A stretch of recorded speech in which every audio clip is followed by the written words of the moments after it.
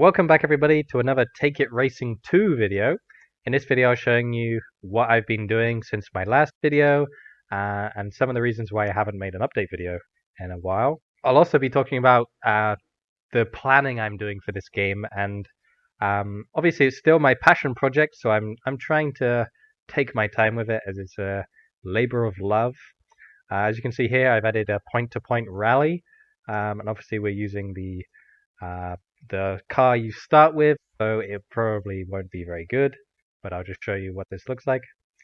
It's just like the circuit racing, but obviously you go from point to point. You get to choose how fast you go, or how aggressive you drive, sorry. And then that leads to your position in the top right corner, changing depending on how well your car is adapted to the scenario you're putting it in. And yeah. So if you remember this spreadsheet, I've shown you this before, and it currently outlines all of the cars. If you scroll down to the very bottom, you can see there's 864 cars that I've documented here. This was honestly the most fun I've had in a while making a game. I was just going through Wikipedia articles of cars and brands and racing, and just collecting all of these names. So if I, for example, take this, check into Google, you can see it's a Ferrari 250 LM, and you can already see, it's a racing car, and that's why it's under A of competition car, and it even has the years here: Italy, Europe, and obviously I've already got the fake brand name, and obviously I'll have to come up with a name for it. But the thing as well is I've had to cull a lot of those things. If you remember, I can have a maximum of 255 cars in my game. That's what I've decided. I could have more, but you have to draw the line somewhere. And 255 cars as a maximum is good because it fills up one variable of, from 0 to 255 is 256 values, which is obviously what an 8-bit system can hold. There are ways to make it, have 512 or maybe even 124. But for now, 255 is a lot of cars, and that means a unique piece of artwork for every single car. And it actually means two pieces of artwork because I need to have it in the dealership. As you can see here, all these are, for sale. And then when you come down here, they are the garage cars, which are automatically laid out for your garage to automatically know which one you're referring to when you click on your garage and move through the garage. There's actually, two pieces of artwork, so 255 cars would bloat the game significantly. But I'm hoping it won't go over the limit of GB Studio. I think if GB Studio builds to about 4 megabytes, and I think this is on 2 megabytes right now, and that will jump up once it reaches the threshold it's at. I've noticed that it goes from 256 up to 512, up to 1 megabyte, up to 2 megabyte. It doesn't go in increments, it goes in jumps. I'm just assuming that's something to do with how it collates the ROM. But with that in mind, I'm moving forward nicely. I've got all the cars here from 1950 to 1959, which means that's a decade in the game, right? If you remember, there's a calendar. I've scaled back the calendar to just be this simple thing that tracks the days, and then that means the days in the season. And so that means there's 28 days in the season, which then goes into the next thing. 4 seasons means 1 year, and each year you go through, you unlock more cars to buy and more championships to compete in. And it doesn't matter if you've won or lost a race or championship, the time moves forward. All it is basically, playtime. The thing that's taking the longest is planning out the championships. So if each year I want a championship, then it means that I have to, have slightly unique races where, either it's a new track or it's got more laps in it or a different combination of races. If I show you stock car racing in the Amateur Cup, if I press here, you can see the connections. It goes up to these races, and then these races will take you down to each track. So It uses 3 different ones, and since then I've added 2 more tracks here, which is the Royal Coast, which is like Monaco, and then Zuma Circuit, which is Monza. I think I can't remember actually, but from the name, I'm guessing I made that pun. And then we've got one here that's Mexican Rally, which is a car called Carmen Pace here. And then, so the idea is each championship will use a different like mix of races, have a different entry fee, have different laps amount, and that's what like makes a championship unique. And so the great thing is I can use the same track twice in a different championship and just change the amount of laps, which is very useful to me because it means that I'm not bloating the ROM file with duplicates of things. And here you can see I've calculated the amount of cars I have in the game.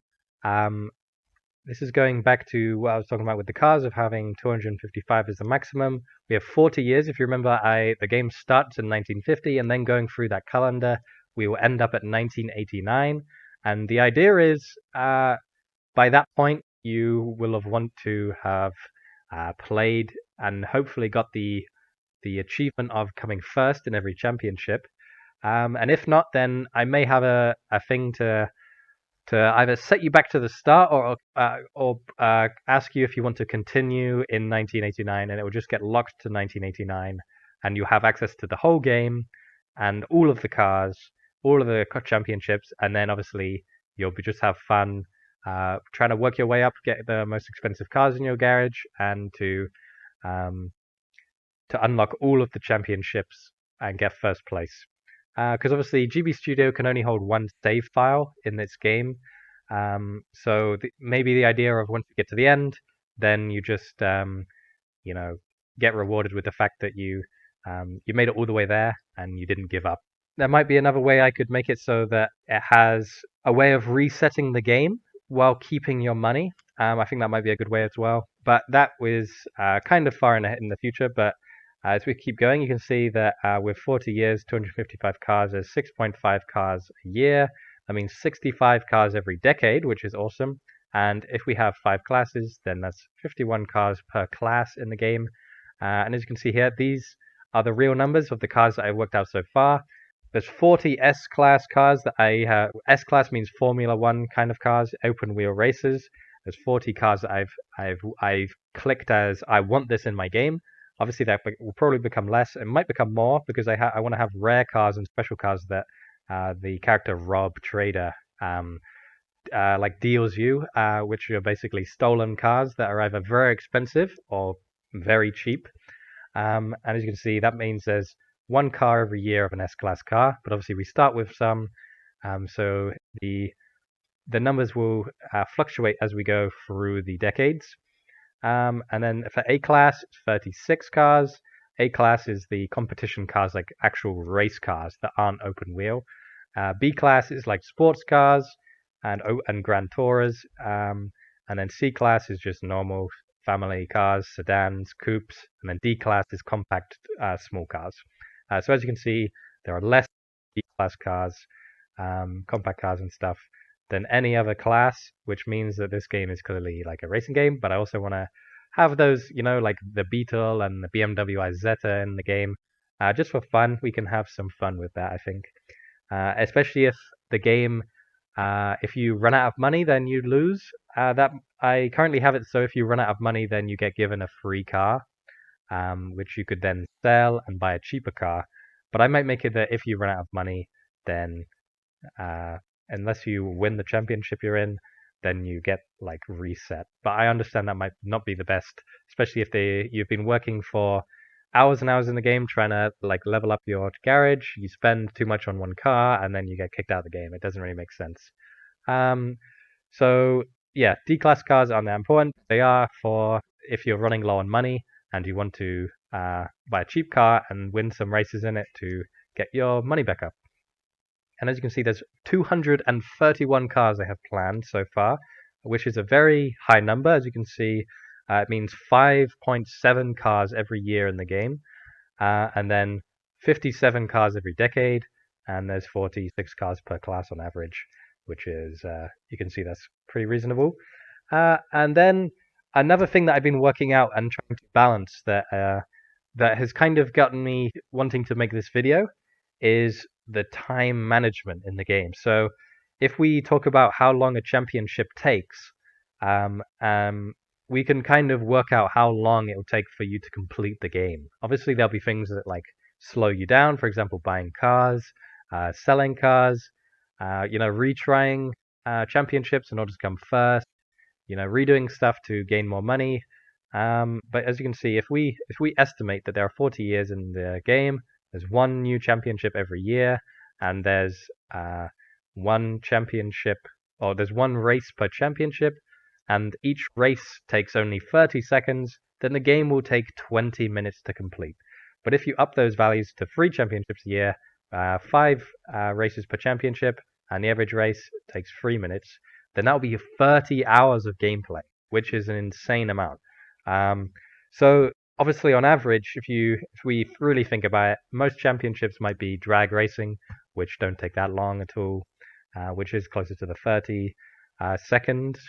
And if some races do take 3 minutes, then the average might be more like 7 hours of gameplay, which is very, very reasonable, even as that. So I worked out that maybe the probable of like completing the game and winning every single thing might be about 12 hours, which I'm extremely happy with.